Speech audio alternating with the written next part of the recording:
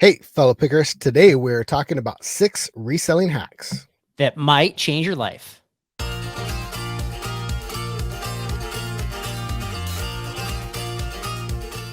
My name is Mike, and I'm coming to you from Lake Clementine in the Tahoe National Forest. Nice. My name is Carl Mandrilli, coming to you from Castle Rock, Colorado. And you're out on the road again. We are outsourcing again. Man, we've been having a good time, I got to tell you. How's Okay. Colorado doing? Colorado's, we've had, I think that we had like the 4th wettest May in history. So just been battling the weather, trying to find some good things. So hit or miss. But Jeez. yeah, that's how it goes. Just got to kind of play the game and see what you can find. So just because it's raining doesn't mean you can't be picking. So I still found some stuff this past weekend, but it's been a struggle, if I'm honest. Well, I'm sorry. It's still been raining down there, man. I've been having a lot of good luck at the Goodwills up here in the thrift stores, man. It's been nice. Okay. So we're talking about hacks today. Yeah, I want to hear what you're finding. So we'll get to that for sure. But yeah, this episode's about reselling hacks that might change your life. I've got 3. Do you have 3? I've got 3.5 actually. Okay. All right. Well, what you got? You go first then. First hack. Right. How are you going to change somebody's life? So number 10, it is the most common one. Not number 10. What are you talking about? Number one. And this is in order of least to the best hack, in my opinion. So however you want to number it, we're not going to 10. We're going to 6.5. So number 6.5, and it's one of the easiest hacks that you can do. It's one that I struggled with being a new reseller, and it was trying to go out and find stuff to sell that I could sell for a profit. What I didn't realize, and what I realized later, is that I had stuff in my house. I had stuff in my garage. It's a low risk investment at this point. And then when you get all settled in with eBay and make all the mistakes, and then you can move on to try to sourcing something that you think you can make big profit off of. Okay. So dig through the closets, dig through the garage, dig through some bins, try to find stuff you're no longer using. I think this is all, with the assumption that at some point you've got to stop hoarding, because if you're hoarding, then it's gonna be hard to resell that stuff. Yeah, exactly. Okay. So think about all your camping stuff. Look at how much camping gear you probably have that you don't use. And camping gear goes for a lot of money on eBay. Some of it, yeah. Yeah, well, that's true. Some of it does. Right. Depends on what it is, for sure. And how, like you can sell Coleman stoves, those, camping stoves. But if you've, burnt bacon onto it all over the place, there's just like burnt grease everywhere, then you can't sell Coleman stoves. Who wants to buy that thing, right? You could probably sell it for $2 or $3. If you're like me and don't mind making a $2 profit. I don't even know if you can sell for $2 or $3, to be honest. But yeah, I get your point. So for sure, sell your own stuff first, and you can learn that way. That's a good hack. And you'd be surprised at some of the stuff you can find, you can dig out. I think, the hard part is if you haven't used something for a year or more, likely years, but your spouse is like, we might still use that though. Yeah. So do you have a strategy for that? Like, do you just kind of sell it anyway, or what do you do? Kind of the rule of thumb is if we haven't used it in, like you said, a year, then it's good to be sold. And there's no intention to use it in the next, like I have 2 tennis rackets that I bought 6 years ago that I've never used, right? I want to do it. I want to use them, but I don't. Realistically, am I really going to use it? Just have that real conversation with yourself and be like, am I really going to use this? Right. Okay. Fair enough. All right. Well, my first one is something that, like, I don't know how this is, I think, I don't know, for the medium level, the next level picker, I guess, is to have some sort of like communication or business card with you, like on your person as you're going out there on the circuit. And your return on this is going to be very low. So you pass out 10 cards, you're probably going to get 1 callback, but you're still, I think it's still worth it. So you still get a callback. So I was out, I got a call back from passing out a card, like while I was still driving around. So it was local. And then just, what was it, 2 days ago, I got another call back and somebody gave me a really good deal on some electronics. And I've passed out a number of cards, but it's way more efficient for somebody to, for you just to hand a card to somebody than for them to be like, hang on a second, let me go into my house. If you're like on the garage sale circuit, let me write your name down, let me write your number down and take a few notes about what this is about. now, now they're kind of holding you up, right? And at like a 90% failure rate, it's not really worth your time. But if you can just hand them a card, boom, done. Oh yeah, absolutely. 100% agree with that one. Yep. It's a great hack. All right. So for my next one, this one's something that I just learned recently, and it's pretty common sense if you think about it. But be intentional about what thrift stores and what Goodwills you're going to. Like, go into a neighborhood, like if it's an affluent neighborhood, you're gonna score more of a brand name clothes and designer stuff. Or if you're looking for vintage stuff, go into a neighborhood that is old, established. It's probably got a lot of boomers in it. No Mm-hmm. offense, boomers. I know, but I know that you guys have a lot of good vintage stuff hidden in your closet. Right. So A lot of just pick dishes. A lot of dishes there too. yeah, a lot of dishes. And in the bigger towns, you're probably gonna find more of designer clothes in bigger town thrift stores, also in Goodwills. So just don't go to the worst part of town and go to that thrift store. You might find something, but I doubt if you're going to find really anything that's very profitable out of that one. You're saying don't risk getting robbed as you enter a thrift store to find some reselling things. I was trying to say it in the nicest possible way I could. And no offense, because I grew up dirt poor. I mean, we secondhand clothes and hand-me-downs from my brothers constantly. So it's Right. judgment. It's just a hack. If you want to find good stuff, you need to be intentional in the areas that you're going to find this stuff. Right. Yep. That I being like it. said, if you're relating that to like the garage sale circuit, some of the nicest houses, so we have like a community where it's like, I don't know, middle class / upper middle class, which is like kind of up against a golf course community, which is just definitely like upper class. And Yeah. I'll do better in the middle class section. And it's more efficient because some of those upper class houses have the forever long driveways and it's just going from house to house. And it's typically older people in that area, and looking at their dishes is just not working out. So I think you got to temper that. I think I know your tip is more for like the thrift stores. I think that's a good one. Yeah. Yeah. No, I Okay. could see that. I should have specified for thrift stores and not garage sales. If you went to a garage sale that was next to a golf course, Mm-hmm. but you're really into golf clubs, reselling golf clubs, that Right. might be If a you know your golf, perfect area to go exactly. to. Yep. Yeah. Yeah. Yeah. That's a good call. Look at where you're sourcing from. And if you're into one certain thing, source from that same kind of a neighborhood. Right. Right. Okay. My next one is something that I've used for a few years now, and that has to do with packaging awkward items. So I'm Hmm. not talking about heavy items where you need a big kind of like sturdy box. I'm talking about just big items that might not be terribly heavy. So for example, I recently sold a backpack, like a kid carrier backpack. You know what I'm talking about? Oh Where you yeah. carry your Hmm. kid on your back. I sold that. I sold some other kind of just floppy, lightweight things that I'm just not going to find the right box for that. Or if I do find a box, it's going to take a ton of packing material, and it's going to, increase the cost because the box is likely going to be, way too big for the item. So in order to sell or in order to ship these things efficiently, I started shipping some of these hardier items that don't need quite as much packaging in the black trash bags. Oh, So really? yeah, yeah, specifically like backpacking backpacks, kid carrier backpacks. There's just a lot, even some of the like the camelbacks, like that kind of stuff, which aren't Hmm. terribly heavy. And so Hmm. I'll double or triple bag them and put a label on them, and they're not padded, of course, but the packs themselves are padded, and so they've held up, and I've never gotten negative feedback on anything I've packaged that way. It's always made it there.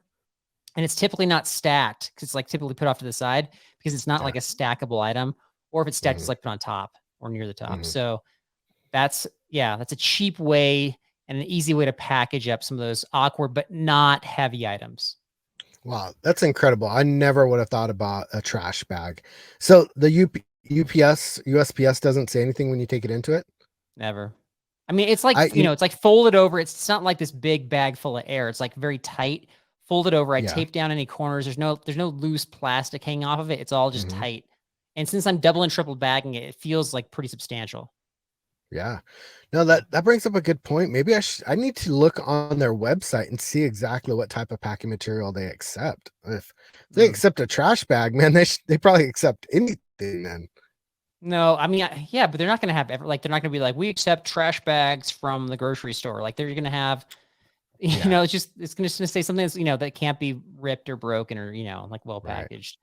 The seal can't be broken, so to speak. So Mm, anyway, I think I shipped 2 things last week that were with trash bag, maybe 3 things. Yeah, 3 things. Yeah, so that's why I was like, I'm doing this a lot. It's worth the investment in the yeah. store. That is a great hack. I never even would have thought of that. Man, that's Yeah, incredible. thanks. Cool. Yeah. All right. So my number one, You're still numbering now. Go ahead. my best hack, my Uh-huh. second to the best hack is to get yourself a partner that likes to list things so you can buy and she lists. And I'm talking about my wife Jen started doing the resale business with me, and it's been great having a partner doing the reselling, because I mean, it's just, she catches my errors, I catch her errors. We list together, we're spending time together, we're learning this thing together, and we're just having a good time doing it. And it just so happens to work out that, that she really likes listing and taking pictures and all that stuff. And I really like to shop. So it's Right, right. works well together, because I can go shop for stuff and bring it home, and she lists and tells me if I did a good job or if I did a bad job. That's so funny. So marry somebody, go on the picking dating sites, right? So there's like pickersandlove.com. Go there. That way you can find the right partner is what you're saying. Pickersfindinglove.com. I just made it up, man. I don't know. Okay, that's your worst one by far. Like it's awesome if you have a partner who likes doing it, but you don't like. I don't know if that's like the number one quality I'd be looking for if I wasn't married yet. No, I'm gonna give you the terrible answer award for that one. So congratulations. that one was kind of a jokey one, but it I has turned out know. to work really well Yeah, together. for sure. It's fun when you can do it together for sure. Yeah. That being said, Sure. like, so my wife will go, she doesn't like list as much, but she'll go on the picking circuit with me. But she definitely has like a shelf life where she wants to go for like an hour or 2 and I can go for the full marathon. And yeah. And then we just go different speeds. So it doesn't always work out, but Right. it's fun when it happens. So, okay. My last one was something that I've done. I haven't done a lot, but I think it's worth it. And that is sometimes I'm willing to like pay full price or maybe even overpay for an item to get deals on other items. Right. Like, so somebody might be pretty firm on a price on something. They're just not willing to negotiate. And you're like, oh my gosh, like I'm taking a Yeah. risk on this. Can you at least bend on these other items and can we kind of bundle them all together? And so we'll keep this item number 1 at your premium price, but I want deals on these other items. And depending upon what it is, it can work out. So, so this last weekend I don't know. They had something in the back they weren't putting out. They were planning to sell it on Facebook, and it was just like a couple of game systems with some games. And I said, "Oh, I'll buy that from you right now. You don't have to list it. I'll buy it from you right now." And they're like, "We haven't looked at the pricing on it yet. We don't even know like where we're gonna price this." And so I was like, "Okay, well, I will buy it right." So then I offered $150, which I thought was like a lot for this Right. setup, especially at a garage sale, Yeah. right? $150. Yeah. And so, and they're like, I don't know. So they kind of dragging their feet. He like talks to his wife, and then he's just kind of like waiting around. He's like, we just don't want to sell this right now. And I was like, but I want to buy it right now. And I'm not usually that aggressive, but for this one, like I thought I could get a good deal on it. He comes back, he's like $250. So he gives me a price, which is, like a lot higher. So I'm like, all right, I'll meet you in the middle, 200. And he says, no, Really? like 250 is where it's at. We're not going lower than 250. And so I'm like mentally going through this, and I don't know all the prices of everything that's in the box, but I think I can make my money back on this.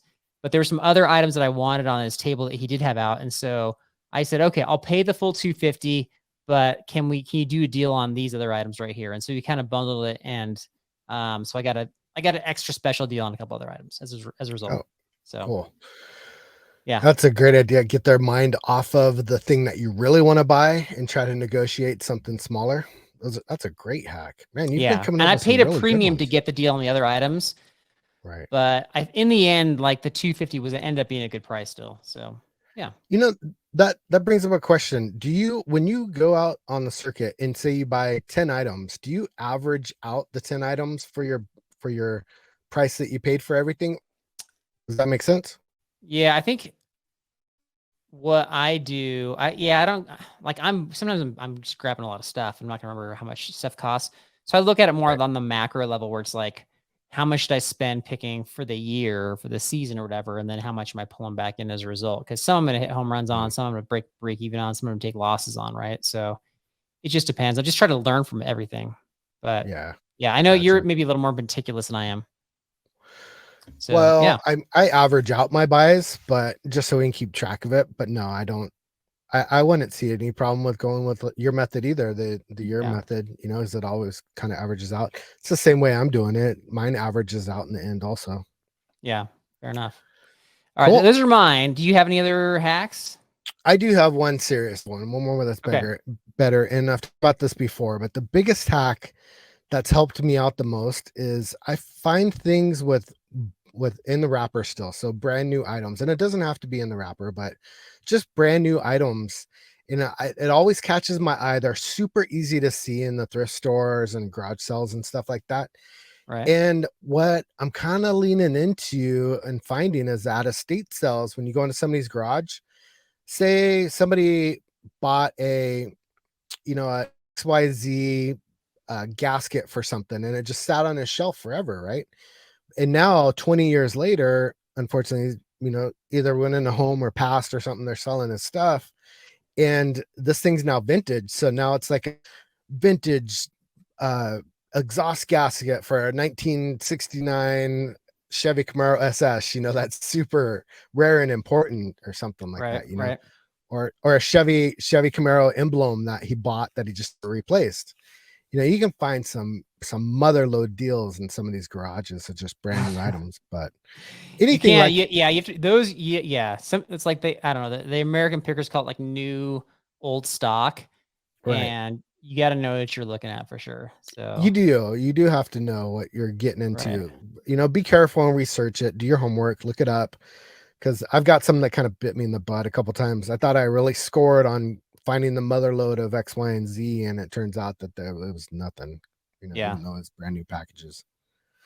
So But yeah, and honestly, like that brings us story from last weekend where I found a guy is like retiring from the company Mizuno, like they make athletic gear. They mm-hmm, make running stuff, they make baseball stuff. And so he had just like a ton of new stuff, but I don't mm-hmm, know baseball stuff. And so he had cleats he was selling for like $10 a pop. They weren't in a box, they were out of the box, but I think that they were all new. But I think it was new old stock, right? That he had yeah, like on display or something. And so I should have looked them up, but he was kind of, like in your face a little bit, just like, friendly, mm-hmm, not in a bad way, just friendly, wanting to talk. And mm-hmm, it would have been like socially awkward to be like, hang on, let me look this up. I yeah, probably should have just been like, hey, I might buy all these cleats. I'm a reseller. I might be your guy on these if we can do a deal. But right. I was like, at the end of the day, I don't know. That's one that I regret. But I think if there's a way for you to like look it up and actually get the comps, even if it's like socially awkward, do what you got to do. Mm-hmm. So yeah. All right. Nice.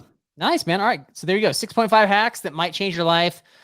Hopefully at least one of them does. And speaking of all that stuff, so I got an update on a couple items I mentioned last episode. Mm-hmm. So I What you sold a got? couple things that we talked about. Oh, okay. All right. So I sold the floor mats, the Subaru floor mats. Oh, you did. I What'd you get did. out of them? I think I broke even on them. Oh no, I'm sorry, dude. Yeah, maybe. Yeah, I don't know. But you know what I did? I shipped them in the big trash bag. Is what I did. So Really? that was yeah, Oh, that's because cool. they're padded already. So Okay. so I found them for the guy. The guy that that got him was pretty happy that he got them. But I'm not. Yeah, floor mats are terrible. Yeah. And then I ended up selling the drone, that DJI drone for parts. And Yeah. so, yeah, it wasn't as valuable as I was hoping for, but I still, I made quite a bit of money. I think it sold that for like $200. So So yeah, what'd you do? Did you part out all the little pieces? Like take propellers off and blades and all that No, stuff, I guess I could have batteries, done that, covers? but I mean, it was all like set up in a full system. I guess I could have done the batteries and Mm, stuff too. I'll look at doing that in the future, but I mm. just sold it as a bundle. Oh, cool. And Yeah, what good did you pay for question. that? 20 20 dollars? bucks. You got them done? Good memory. Yeah. Jeez, man, that Yeah. is amazing. That's awesome. I love to hear that. Yeah. Yeah. So That's those are my so cool. updates. We got any updates or stories? Cool. I got a fun little story where while we are outsourcing in this trip, and Jen picked me up from work, and she was really excited, texted me during my meetings. I can't wait to show you what I found. I can't wait to show you what I found. We get back to the van, and I'm like, don't show me yet. Let me get out the camera. I'm going to record this. So it was, we set up in the van. She's in the back. She's pulling out all of her stuff, and I'm recording her pulling out each individual pieces, and while she's talking about it. But I'm just thinking to myself, I'm like, is this what other YouTubers do too? It's just, is this how they get their content? They're in a van like I am now, talking to a camera, and then later on, Yes. we're talking about what we're gonna do. Like when she looks up the comp, she's gonna send me screenshots. You know how you put screenshots over what we do, or what I'm pulling out will show the comps as I'm pulling them out in the different patterns. But Mm-hmm. dude, she found the mother load of Pyrex at this Goodwill store, and it was for Oh my gosh. pennies on the dollar too. It was Okay. crazy. All right. But Pyrex and Tupperware, man. Pyrex and vlogging in a van uncomfortably. I'm still really uncomfortable That's so talking funny. to a camera. It's crazy. Yeah, you're doing great. But Wow. that's good. That's good. Okay, I like that one. Yeah. I got a story for you. Curious how you would handle this. So we were a couple days ago at a community garage sale. Mm-hmm. It's raining. There's not a ton of sales out there. We're kind of driving through a residential area. There's like a 10-year-old girl standing at the edge of her driveway. She has some sort of like a whiteboard sign. As you're driving by, it's unreadable. Like it's just the font's too small. In her driveway, not a garage sale, but the sign says something. Her dad's kind of like lurking in the background, like up kind of like, not at the edge of the driveway, but at the high end. Yeah. Do you stop? Do you try to read the sign? I mean, you're there to pick and it's not a picking zone. Like, what are you doing? Yeah, I think I would stop to read the sign just out of curiosity. Did you Okay. stop and read it? I did stop and read it, What'd it say? and it said books for sale. Oh, Books okay. for sale. So she's selling Yeah. books. So it And was a so picking opportunity. you think so? Well, I mean, if you're reselling books, if that's your Yeah. niche, then yeah, for sure. That's what I thought too. She was not reselling books. She was the author of a book. Oh. And she was selling her books. Oh. How And old so was she? she's like 10. So she's standing there, books for sale. And so she's like, so I'm like, what books do you have? She's like, well, I wrote the book. And then I was like, Oh, okay, well, how much are you selling the book for? yeah. And her dad's like, give me a look like, kind of like, it's okay if you want to keep driving. Cause I just rolled out my window. I didn't even get out. Yeah. And she's like, I'm selling my books for $1. I was like, okay. Oh. Yeah. So I think I already know the answer. Are you buying a book for $1, Mike? Oh, heck yeah, man. That is too cute. Jeez. I would have bought 10 of them and passed them out to my friends. Oh, that's nice. Yeah, you're better than me. I did buy one. It was like Yeah. 2 sheets of paper. It wasn't like bound or even stapled. No. And so I probably should have bought a few of them. You're right. So But what we was the bought story one, and about? then what's that? What was the book about? Something about like a superhero cat or something like that. So Oh, my that's wife even read it to me better. as we continue to drive around, and it was, yeah. So I've never experienced that before, but you're right. In retrospect, I should have bought a book. I was a little bit, I'll be honest, man. Like the day before, I was garage selling, and I was at the end of the day, and I saw a sign that said Luke's Lemonade Stand. All right. So Uh-huh. I was like, okay, I'm not a lemonade purchaser, but I'm done. I'm thirsty. I'll buy some lemonade from Luke. Luke, Yeah. what you got? Uh-huh. He's like 75 cents. I was like, all right, great. Here you go. Here's $1. Keep the change. Yeah. And so he pulls out the cooler and he pulls out a jug purchased from the store of lemonade and just pours it into a cup. I was like, oh my Oh, gosh. They're not jeez. even making their own lemonade anymore. And so Oh, I was a little jaded from that. yeah. Yeah. Yeah, me too. But I'm a sucker for that kind of stuff, man. Just Dude, a kids lemonade stand, you trying gotta to do make your stuff. own lemonade though. Come on. Come You do. on. You have to put a lot of effort into it. Did you tell him? Did you say next time you need to make your own lemonade? No, yeah. He's like a kid. I'm not scolding him. Come All on. right. Okay, so I've got trivia called buy or pass. Are you ready for this? Okay, buy or pass? Mhm. Yes, Okay. So I'm buying. basically, I'm going to tell you some things that I found, and I want you to tell me if you're going to buy it or pass on it. Obviously, without the Mhm. knowledge of like looking things up. So you just got to Yeah, kind of make an on the spot decision. Sometimes you just got to do that. Sometimes it's not worth. yeah. Yeah.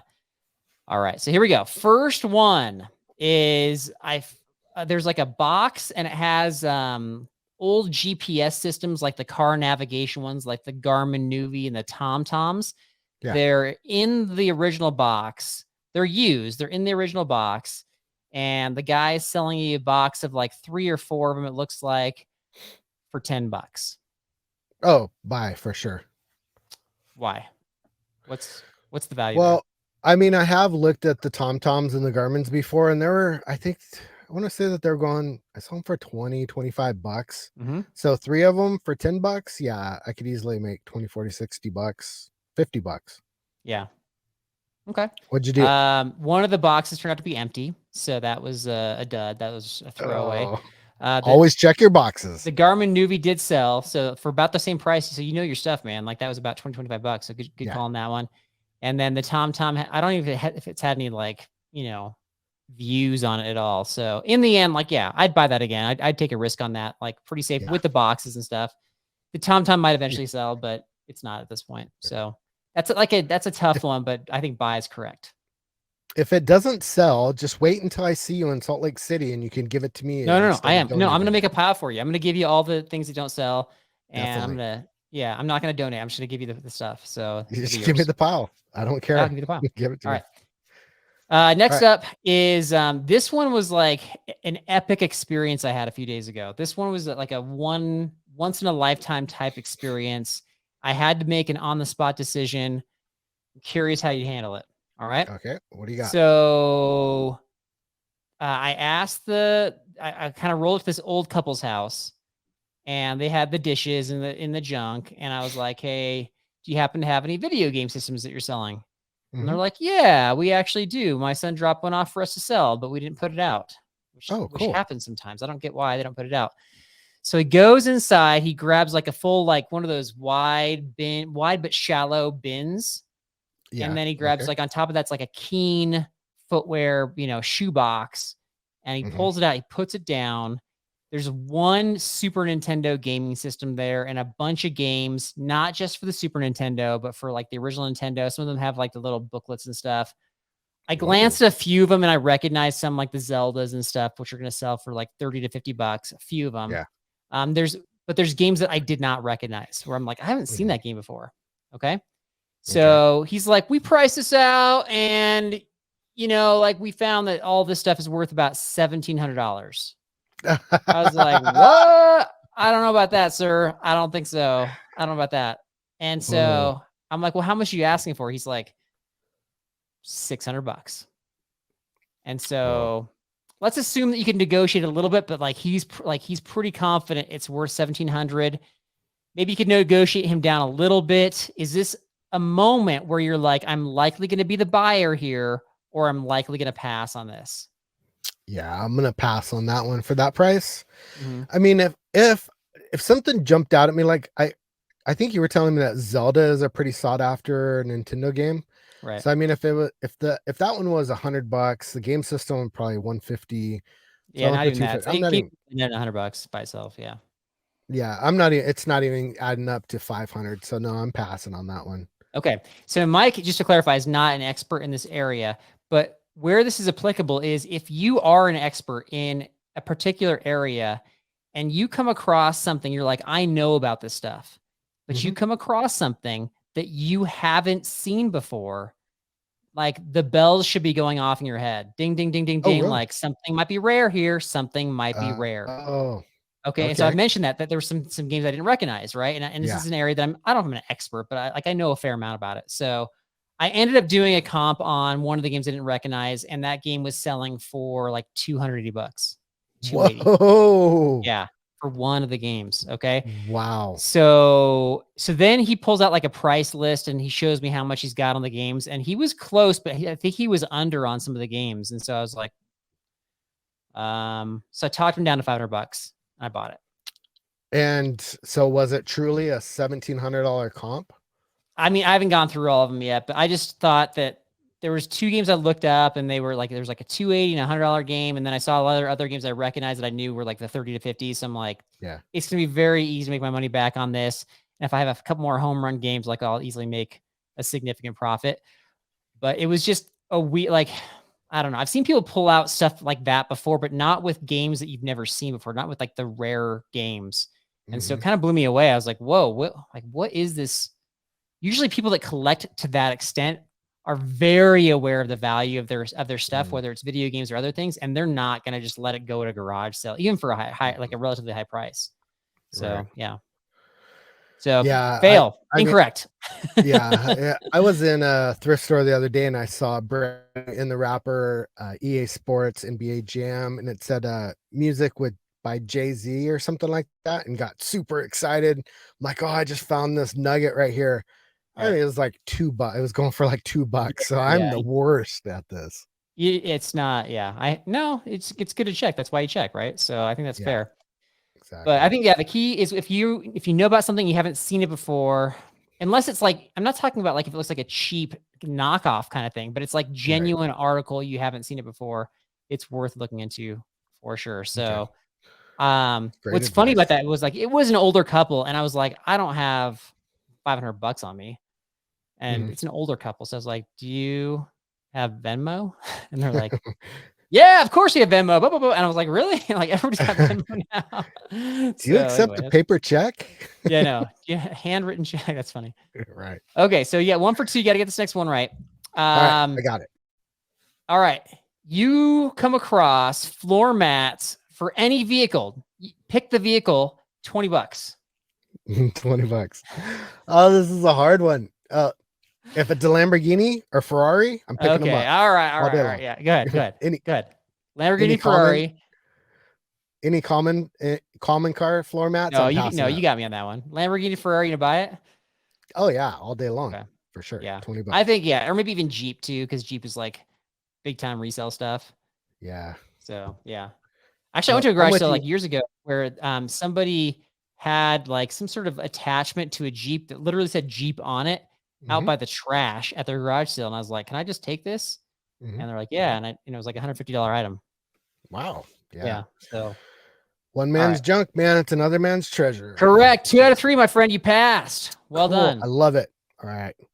Yeah. Trivia is on me next time. And if any of you out there know of any hacks that we didn't talk about that you want to share with us, make sure and leave it in the comments down below, either on YouTube or you can hit us up on one of our socials at Pickers Podcast. We'd love to hear from you. And for those of And, you that have been reaching out, I've been loving chatting with you guys. It's been awesome. and don't forget, it's time for you to find your own treasures one story at a time. And remember, it's not reselling if you're not hacking eBay's website.